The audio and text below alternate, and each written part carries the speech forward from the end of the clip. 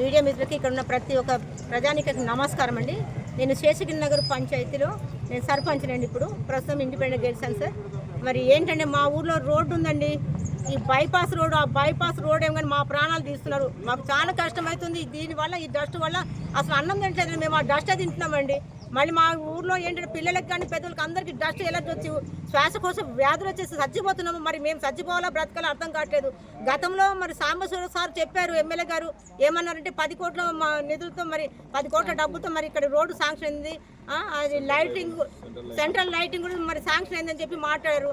మరి ఆ central lightings ఎక్కడ పోయినాయో, మరి అక్కడ ఆ యొక్క ఈ రోడ్డు ఎక్కడ పోయిందో మాకు తెలియదండి. కాకపోతే ఏంటంటే మాకు చాలా కష్టమవుతుంది సార్. మీరు ఎవరు చేస్తారో మాకు తెలియదు.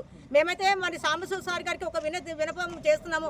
మాకు ఈ రోడ్డు దయచేసి శాంక్షన్ చేశారో చేయలేదు మాకు తెలియదండి. గతంలో మాత్రం అన్నారు 10 కోట్లు శాంక్షన్ అయ్యి సెంట్రల్ లైటింగ్ కూడా వచ్చిందని చెప్పేసి అంటే మా ఊళ్ళో చాలా మంది చాలా సంతోషపడ్డారు. కానీ ఇప్పుడు మాకు ఏడుపు మిగిలిందండి, మాకు ఏడుపే మిగిలింది, రోగాలు మిగిలింది.